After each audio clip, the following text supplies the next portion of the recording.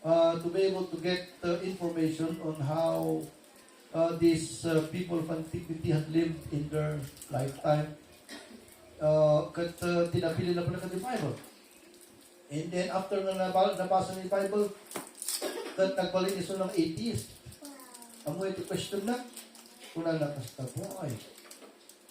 Apay nga, ibaw ni Apo Diyos nga, apan kang kuro na gito at tao, patayin na ang isunat ang ikagali anak na. You see? Why in the world do I God, if there is, kasi isunat ang 80 isunat eh. Actually, 80 isunat. Kati question na, apay kanong ati Diyos, kanitigat, papala ipan, nagi, anak na yung lugar nga, na-improve, and then, to disinherit them, and for them to inherit the land that they did not work. You know what, so far. So, dito question na. Kati di kakamsat na question, don't you know, ladies and gentlemen, that many of our questions are questions out of ignorance. Di iti problema actually no apay. I understand that even atheism had formulated their questions out of ignorance. Out of ignorance din. Because no, basaan na talaga, itintero ang Bible because maybe he has no time to read all of it. Mabasa tayo nga, DJ, tingkas na ni Apo Diyos. Na ikalgalo na yung tao dyan, isurat mangdalos ni dyan, na iligalo na ito, maring anak na. Is there what we call the ataba iti problem with that? Was there a problem with that? No. Because it is God. Isunti mang Aramid. And God, who created this universe, has all the sovereign right to anything that He does. He's entitled to it. As langot lang nato, juwal balay tayo, nobody can question you on the four corners of your home or your property.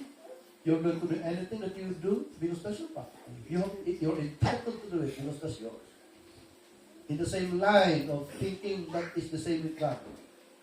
You know, but this person who is only extracting some information to at least put facts in face on his, dissertation, of course, has no time all in the world.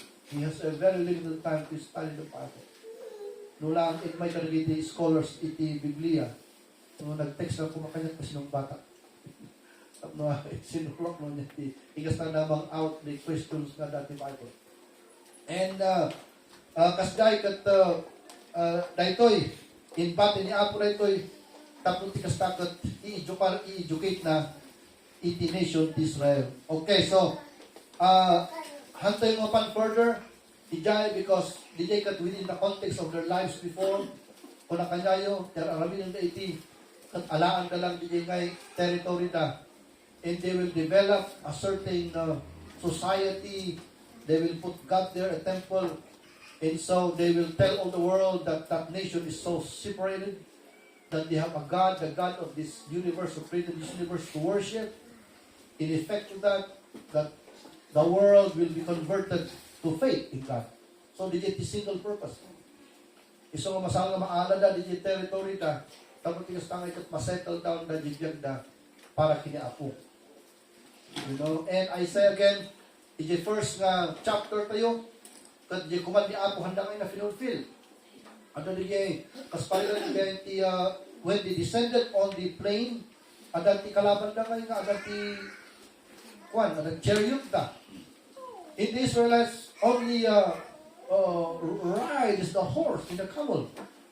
How can you beat an iron na tumartaray the wheels na nga, there is a sharp knife on the wheel.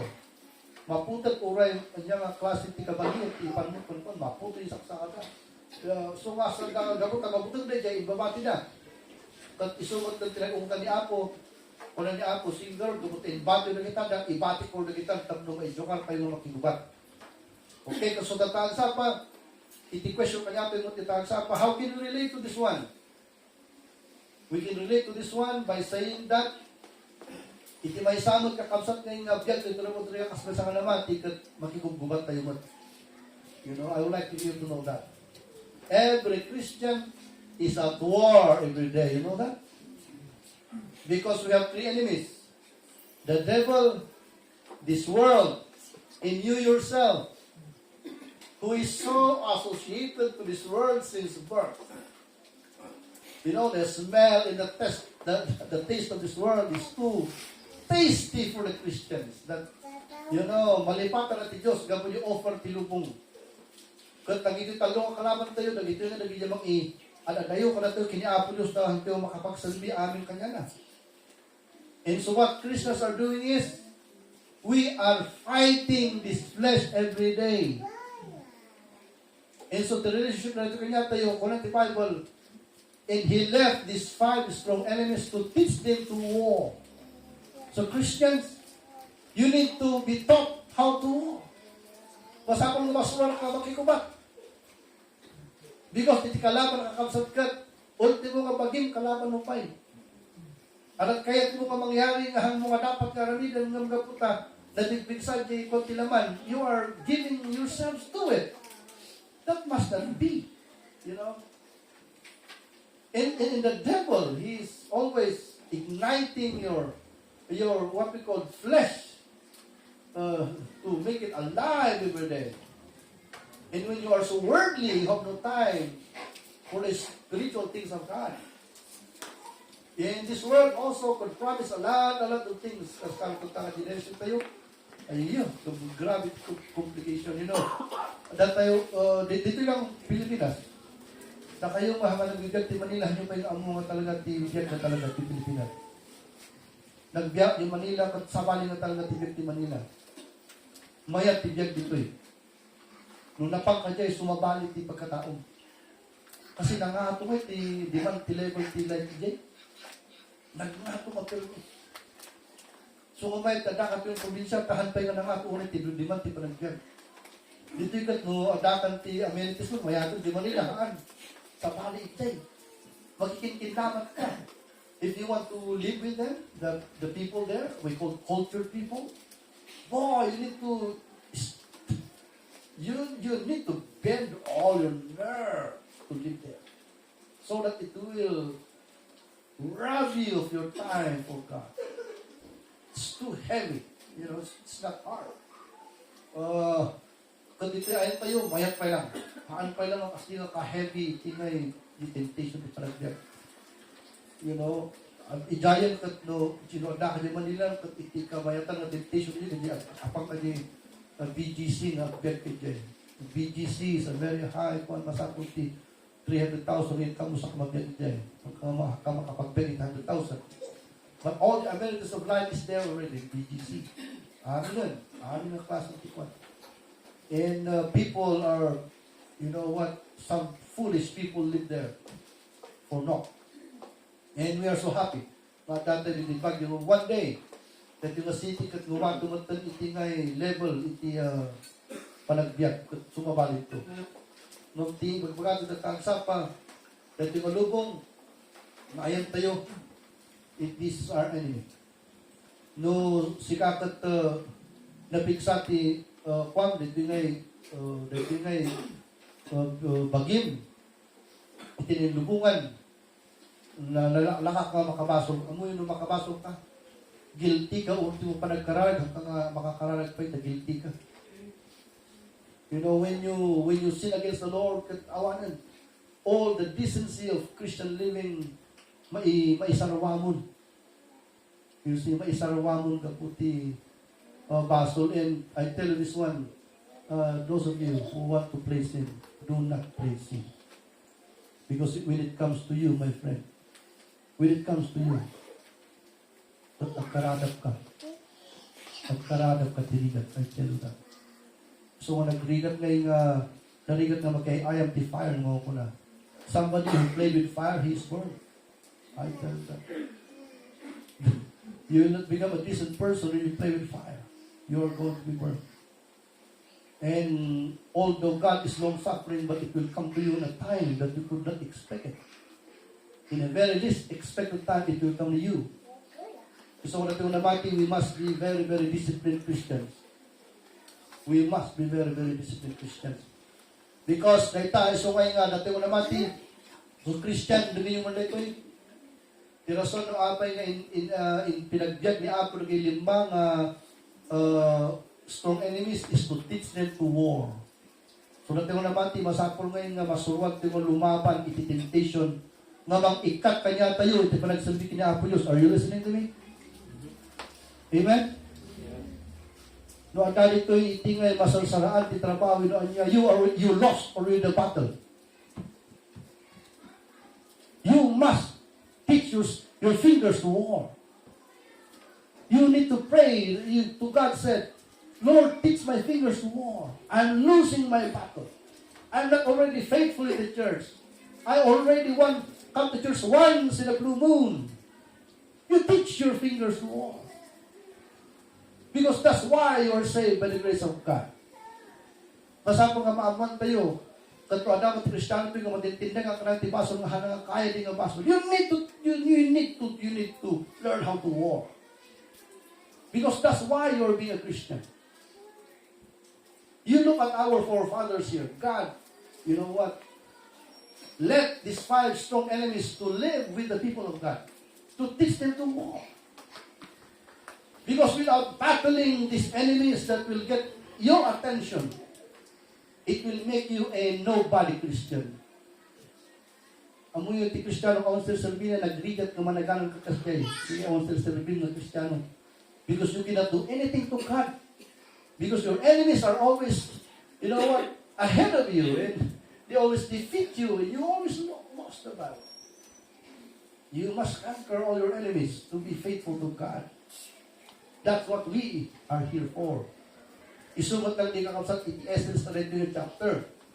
We are studying a book that was taught 2,600 years ago that had put a foundation on the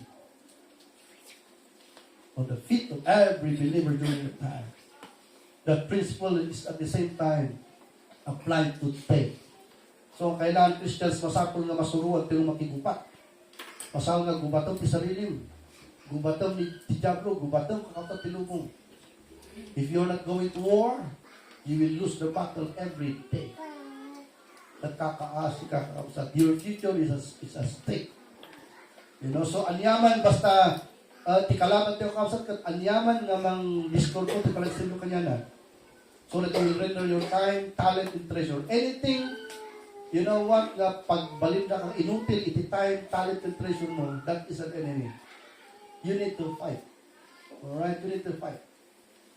They must not win against you. You must win against these, what called distractions of our faithful life. You must win. You must be on top of the circumstances.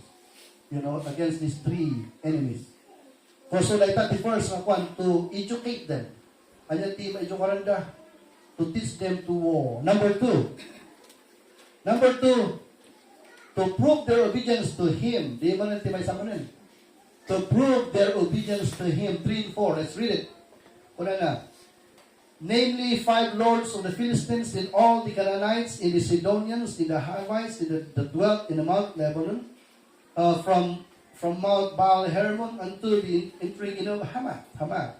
And they were to prove, that yung point tayo, and they were to prove Israel by them to know whether they would hearken unto the commandments of the Lord, which He commanded their fathers by the hand of Moses. So, anyaman natin line of Christian life tayo nga masapon nga ma-establish. DJ obedience tayo, the word ni Apo, di sumugunda. Okay, so DJ ngay, the Constitution to the Bible. This is our Constitution.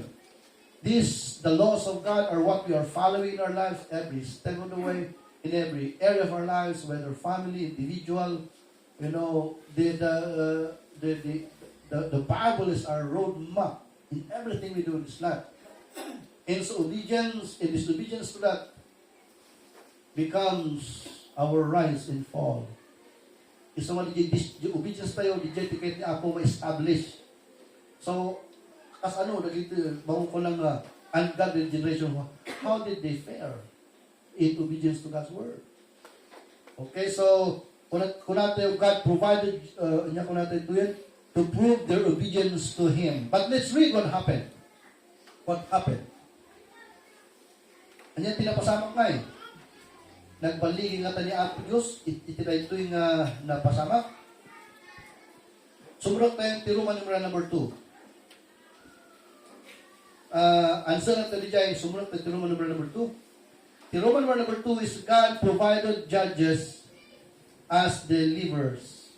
Under that, disobedience was found in marriage. 81st na napasamak. Disobedience was found in marriage. Basahin natin verse 5 and 6. Wala na. And the children of Israel dwelt among the Canaanites, Hittites, and Amorites, and Perizzites, and Hivites, and Jebusites. And they took their daughters to be their wives, and gave their daughters to their sons, and served their gods. And the children of Israel did evil in the sight of the Lord, and forgot the Lord their God, and served Baalim in the groves. Okay, so, ang dadan, di mo ko lang test iti word ni Apo. At tayo mamasaanan.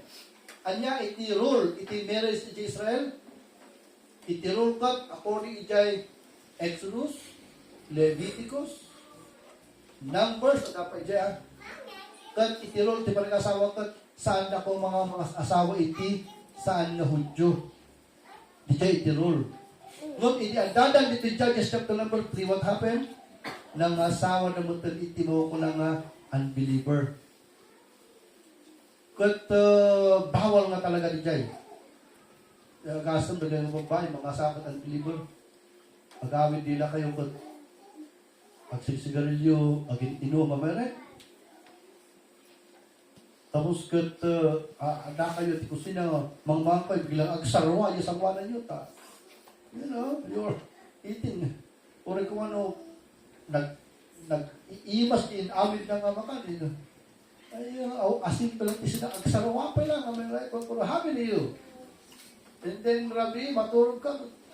Or harap ti, isang awang kita dyan, isigarilyo. Am I right? Can you enjoy that kind of life? No, Rabbi, no, basta. So, dati naman, we are decent people. We are out of any kind of vices. We don't do that. Because we are the children of God. Kat no, naging unbelievers, yung asawa tayo, ay kat sabsabali.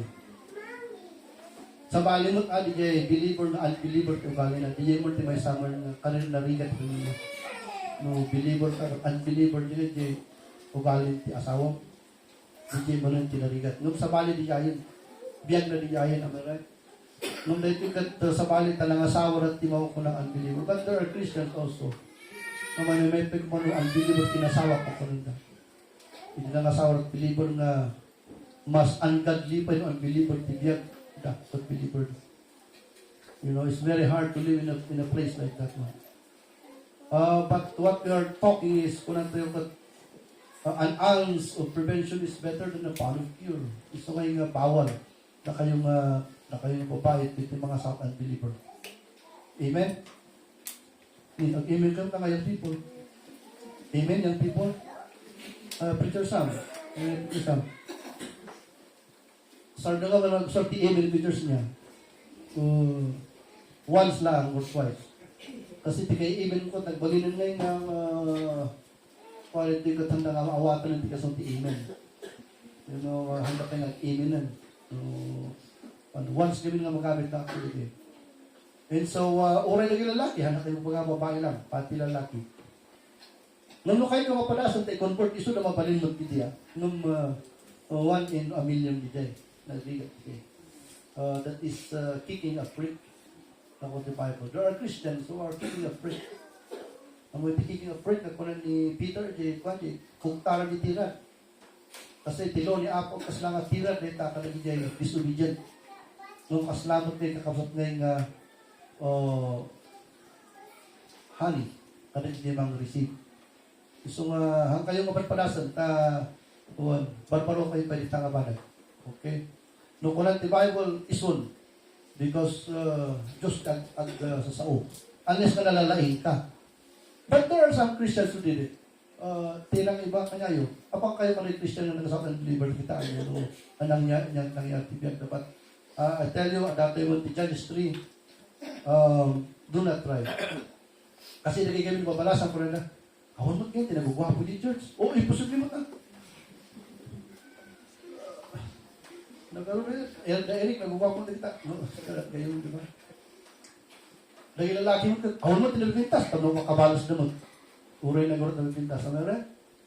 Nung hangak ko lang hanggang di pintas. I already, hanggang pintas, di pa nag-asawa. Di pa nag-asawa kasi pagkatao. Di pagkatao. Kung asawa kayo, hanggang Kristiyano actually. Treason nyo di family na ugalit ka na sa sabali. Do not, hanyang asawa na kita. You're going to marry somebody who is really flawless in the quality marriage. It's very, very difficult. It's very, very difficult, even in our time today, to be engaged in such trivial, life. Kabalika. You see? And they thought that so what may sa failure, it is Israel that love. Did it failure that? I do not understand why that this divine attribute of God that is filled with a good smell in divinity is become the tool of the devil in the world to get out Christians from the church of God. But of course, again, it is again a matter of misunderstanding. Sa balikan, kapsat iti ngay amuyo, no love ko lang kat na love ka kapot ayat, so nahangalab at kunilye. Because kulang kay tipado, love is always wise. Iti wise kadi ngay hangkang ayat di ba nag-among maikalsong ka. Adamat ayat nakita nga kanal di kat mapangkay di. Hindi ti ko nga blind love mo ko but that's not blind love. There's no such a thing as blind love. That is unwise kind of love. And that is not at all love in the very essence of love. Because ayat kami kat nausal lang nita para kadali mamayat kadali usto. Ang ayat nita, tiawag na sa Bible kat lust, L-U-S-T. Okay, so tika definition iti love kan lust kat lust it always appeals to the very very senses iti tao. Lust iti. Anything that appeals to the human body is lust. Because love is always found within the very, very heart of man. In love is always used. As the John 16, it's love for the world. That's a divine love. Something that is used for the goodness of anyone who will use that love. So anything that destroys us is not love anymore, but it is called lust. Okay, lust. Iti lust kat basta awat standard na. Ura niya nga lalaki, ura niya nga babae. Basta iti lust. Yeah. Awat ti ko na.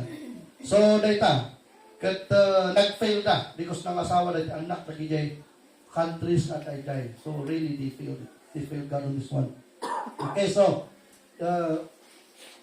disobedience was found in marriage. So Christians, I hope in this church that your marriage will not be found a disobedience, to God's rule. And for me, hanak na magkasar. No, adult license ko. But I'm still thinking to get it. Hanak magkasar, itinay Kristiyano ng mga South unbeliever. I will not do that. Kasi pag sabato na sa talas kanya, Apolos di No, pas di. Mabalin ba di May parent ko ni Apolos, may parent ang sa talas, nagsabat ka, may kasaran. Ano ka kasatikas di? I will marry those who belongs to, the family of God. So, number 1, B. So kung natin yung second point tayo, God provided judges as believers, as believers. Under that, disobedience was found in marriage. In number 1, Othniel was the first among the believers. Let's read this one, please. 9. Napababa. Kuna lang. And when the children of Israel cried unto the Lord, the Lord raised up a deliverer to the children of Israel, who delivered them, even Othniel, the son of Kenaz, Caleb's younger brother. Caleb's younger brother, ganda ito eh. So, hanggang mo di sa ilo ni Caleb. Okay. And the Spirit of the Lord came upon him, and he judged Israel, and went out to war. And the Lord delivered Cushan-Rishathaim, king of Mesopotamia, into his hand, and his hand prevailed against Cushan-Rishathaim.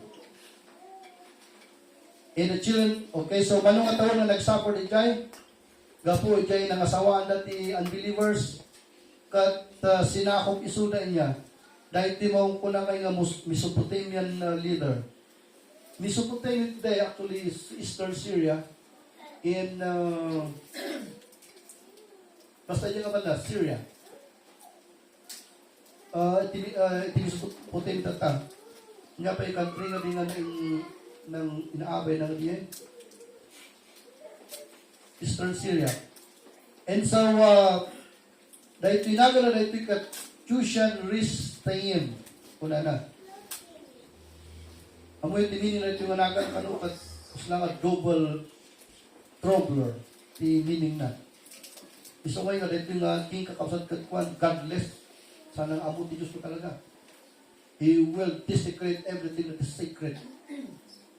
You know what? He will desecrate everything that is sacred. Kat dahil ito itinta ni Apo, gapo iti mistake da, iti panangasawa da, iti unbeliever. Tapos siyempre yung nangasawa at unbeliever, sa mga Kristiyano na, di worship na kat apektado, di anak dan, siyempre na kapanitin pang nag-worshipan. Kakakaroon na bitig sa personality, di unbeliever ng asawa, isulat masulong kang panayon. So, kita nyo, tingay maapektaran iti asawa nga unbeliever kasi decision. Saan ka nga ma-employ ti vision kita? Awan ti pasihanan. Iti whims lang ti tao. Ang kalalat yung namati nga pamuti mo ni Apo Diyos to worship on Sunday. So, talaga, dakton ti country, iti balay nga may salang tinamati. Di may sakta nga namati. So, everything is, you know what, it is not decided according to God's will. It is decided by human will. And that's very, very unlikely for what we call happy family. You can never live in a family like that. Iso wala kayo hanpilang nangamati asawa na karakararan kayo na makonvert ang asawa niyo. Because takot impact na tingka kung kalimiti anak. Okay, so God delivered ginabasa kakakot ko na nagkatsag-ilo ni Othniel ko na ay ni Caleb. Caleb was one of the heroes, one of the 10 spies 40 years ago who went to spy the promised land with Joshua. Dito yung Bible matandaya because younger brother ni Othniel is one of the great warriors of, these Israelites. And inusan ni Apo na dito yung godly men nga nangisalakan kanya. So, dahil ko yung kakapsat itingay first na nangusaran tayo ijay book of Judges. Dahil nga ang book of Judges, kat na usar, nga mang describe ka ng 10 judges nga nang i-rule Israel because awan ti rulundan po na tayo na kay Moses, na kay Joshua, awanan, they are left to themselves. Sporadic na lang yung umayon ti mga kunang Savior. Ang kasalita ni Moses nga, everyday ada dyan, at isunat yung mga panay tao, but hindi na tayo niya yan, handang amon sinon. At ikarga na lang ni Apo, hindi mag-save ka niya, nakanikang kalaban na. So, dahil tayo tigas na nga nagsukatan, di trend, di pa nagyagda. During the book of the Judges, there was no leadership that they could count every day. God just raised a leader. They don't know who, and they don't know when. At ito hindi nangasaw ang believer, nag-usa na. So, ano tinusa iti panangasaw ang believer. So, nagigang babalasan ka na baro dito. I'm not saying that you're not going to be on contact with unbelievers. If explain baro ka, ano mo na katibalasang unbeliever, yan mo to church. Amen? Pag-amen ka, kasi ito sa mga babalasan ito No, balasa ka, araw mo na kamunti bakos ay bakos. Unbeliever, iyay mo to church mo lang. Bahala ako, mga kasabakan niya. Invite you to church. Baka yun, no? May church, may para ti Diyos tanong asawa pag awan. Ano? No, makita ko at umumay lang ni Diyos, napukin ka, sige lang. Pakaumay ti paano nga makadunod, ti kasabakat, maisalakan. Basta, umay ang simbahan. Nung saka pa yung nawuhunan galing. Right? Until na signalak, no, or makita ka natin, mawawala pa rin pang-value na. Because kakaasit ti Kristiyano nga, parang ti kasi nga klase ti balay. And so, that's it. But of course, I hope it will not come to you as a matter of conscience kada nagkamali din. We cannot undo what's done already. What we can do is our present life today. Importante ka nagsalbiti ko yung takiting present. Because it's not wise to go to our history. Those are already history. And we cannot undo it anymore. What is important is our present life today. So, hindi ko impact na kanya today. Okay? And so, number 3. Ang damo ng disobedience nga nabirukan ti Bible. Disobedience also was found in idolatry. Not only in marriage, but in idolatry. Look at that. In verse number 12. Kuna na. And the children of Israel did evil again in the sight of the Lord, and the Lord strengthened Eglon, the king of Moab, against Israel, because they had done evil in the sight of the Lord, and had gathered unto the children of Israel Ammon and Amalek, and went and smote Israel, and possessed the city of palm trees. This is the royal city. You know, so the children of Israel served Eglon, the king of Moab, 18 years. Can you imagine that? Did you first na disobedience na 8 years? 8 years alam ito na malayo ko rin. Alam, nagpatulog ito kini-apo Diyosan. So, nagpatulog na, ay naliot niya. Hindi ko ang dali dito, Diyosan mo tinasawa na, isunod din na daw na, hanggang ni-apo Diyosan. In my manan, ni Eglon manan, tinagbalino nga tributaries of the man.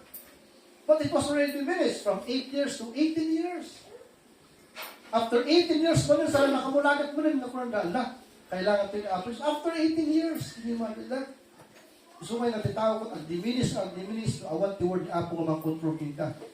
Kristiyano, doon natin ha, no awan ti dagong word ni Apo niya, tathanda ka, itortorayan ni Apo Diyos, iti sa una.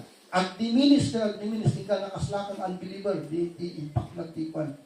So the word of God is very powerful, sharper than two-edged sword, piercing even to the dividing asunder of the soul and spirit, and of the joints and marrow, and is the discerner of the thoughts and intents of the heart. That was articulated by Paul in the book of Hebrews. So the word, the Apo, it is powerful to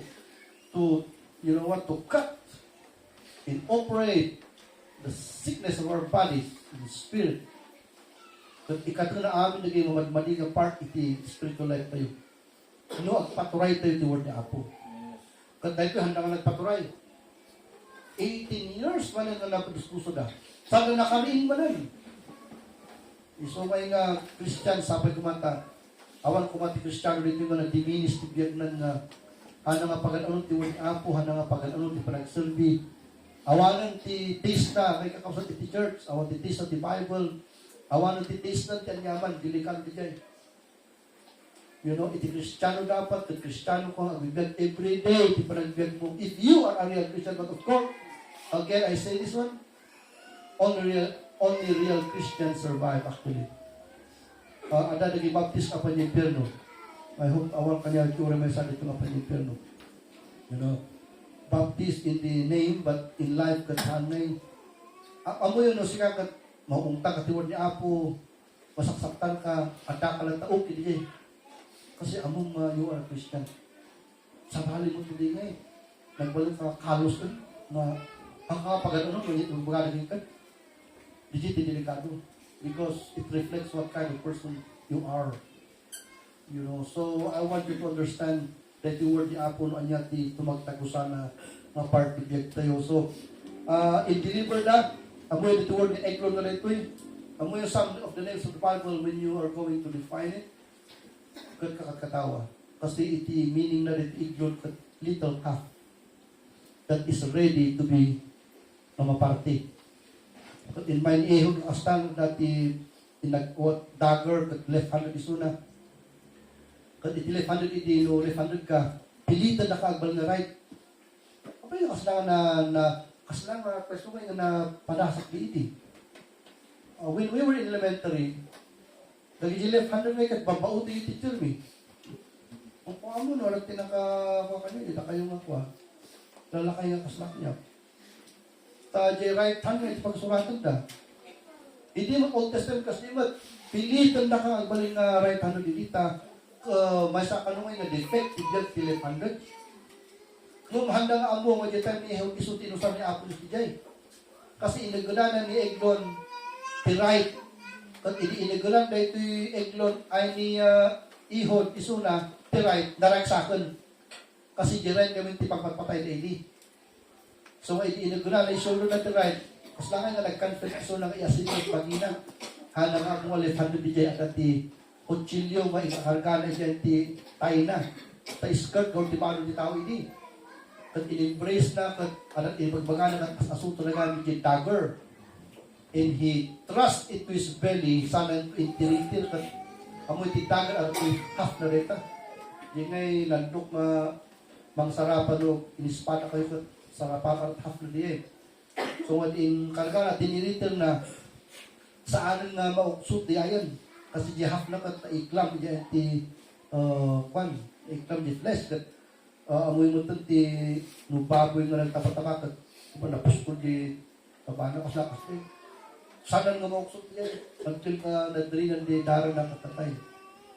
Ngam ti lang quality kasi niya iglong tinaga na fatted cup ready ka ng mga party.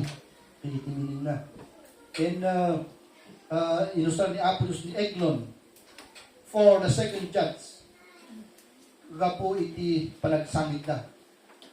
So nga tilas napansin natin ito di ba ako nang panagsangit. Amoy iti tao ni Apollos kat agsangit lang ta. Di ba isang napagkitaan yung iti anak ni Apo uray sulang ang gadli amo na lang ta nga agsangit. Yung isulang at marigatan. Iso nga kunan ti Bible that you cry to them that cry. Laugh to them that laugh. Because there is one spirit that works in every Christian in this world, in every churches. And that spirit is no other than the Holy Spirit of God. We have one in unison, what we call behavior in everything that we do in this life. Nung may umadayon ni Apo Kika, but repent ka, you are going to cry before Him. Katagitangan nila, sangit na nga doon ti Diyos. Hindi ang amin na nagsangit na ako na Apo, kakaas kayo, hindi kasta na kanyami, kasta na kami nga anak ti Diyosan. In pan ni Apo Diyos ni Ehud, manang isalakang kanyata. Okay, so makita iba dyan, istorya dito eh. Mati Israel kat, handa nga umuti Diyos, agri-rela na lang ng second rate na panagdangag, handa nga first witnesses of the miracles of God, second witnesses na, dagdagan na lang, katakap nga ngay, apil na didagdagan, hindi nakita mismo timatam. So handa nga nakita, nagiging narami di Apollos na first, dinangag na lang, kanagin nanananda, it was so, you know what, powerless to motivate them to serve God. Then they live according to the tenor of their heart. They were in love with the unbelievers and they married them. And these unbelievers introduced to them new gods of silver and gold and in wood, who are no gods. They have hands, but they cannot handle their feet, but they cannot walk. They have ears that they could not listen. You know, so in third episode that the discipline, 18 years, in 8 years, but God raised to them prophets to save them. So, ayan, timakita tayo ito eh. Timakita tayo dito na kapsat ngayon, grace ni Apollos na ta. Pagkalat at grace ni Apollos kaligit anak na ngayon because the Lord Jesus Christ needs to be born. Gusto mo masal asikaso ni Apollos dito eh. Okay, so, ayan, ti lesson tayo ito ikat, number 1. Una tayo ito ikat, DJ, ti number 1. The first point tayo ito ko na God left strong enemies to educate them. So education, my friend, is one of our business as Christians. We are being educated by God to war against our enemies that will pull us out of the service of God. We need to be educated how to play and to win any battles against those enemies that will take us away from Christ. So this is first. And then number two, we are taught to obey God, God's word. Masapong kanungay nga ti prinsipyo tayo, at di word ni Apo, saan tayo kumapul pa na ito. Anything less than that is disobedience. Masapong ma-edukan tayo, so masang nga nalaig ti word ni Apo. I-require ko kayo, amin na kayo na members of the church na gumata ka ti Bible yun. Alright? Awan ti Kristiyano on Bible na. Amen? No doktor ka, masal agad ti yan stethoscope, yung usan na din. Pag injection mo, no doktor ka. No teacher ka, daw ti susuruan. No Kristiyano ko, masapong adam at ti Bible mo ka. Unless na may memorize mo kanyo yung Bible, Genesis to Revelation, in the beginning God, Amen, Revelation chapter 22 verse 1, last verse, right? But it's good for us. But I don't want electronic Bible because they, television na tayo, the cellphone na ito sa, ako kahit kasi electronic Bible, right? Kasi no, electronic Bible, agkarang ti saksakan ti cellphone ito yan. No, we are going to have the written word of God, in paper. It's decent. Today, kakatawa tatag, di Amerika, kat kunan di pastor, okay, like bring your Bibles and all of you have electronic Bibles, you bring it out too. Kunan di Amerikano pastor. Start tawagan ko, kunan ka, sika, sumusan sa balanti, electronic Bible na. Ano pa yung nalubat? Awan Bible na yung tao, kanalubatan. You need to have your Bible, it's written. Okay, so the word ni Apo, isudijay. Kat, number 3, timaanal tayo kat, diyan ngay Matthew 28 ko na and I will never leave you nor forsake you. Iso nga ti Diyos kat sana tuloy yung Bible na Matthew. Uray magkamali ka Kristiyano mo tanang Bible? Yes, of course. He will not leave you. Isudid ako, isudid. By any means, no, pumanak sa parin ng Bible, no one will pluck you out of my hands kung the Bible niya. Nung kunang, siya kay piluwag to. Ako makalag to. Because parigatan na ka ni Apo Didian mo until na 18 years, 9, 8 years, kung marigatan ka, pagsublihan man. Ayat ni Apo yun. Pasublihan na ka, pasublihan. Kasi hindi ikipa ang family mo. Ag-fail ni Apo noon na tayo pasublihan. So, agating grace na kanya tayo. Okay, so natangarag sa pa, kararag tayo man. Anyang apart, itinaawanan tayo, ikararag tayo. Okay, so, medyo atindog di preaching 31st month in January because we were tatang. Last Sunday we had a good preaching too. And today we have also this good third chapter. Can we come to God today and renew our service to God this January, ladies and gentlemen? Can we promise that we will be able to live before God this year? Can we promise God that we are going to learn how to fight our enemies? We will fight our lust. We will fight this world. We will fight the devil. Can we promise that we will be subjected to a training from the Word of God? And, He will train us how to fight our war so that nothing will pluck us out of the hands of God. Tell the Lord, shall we pray.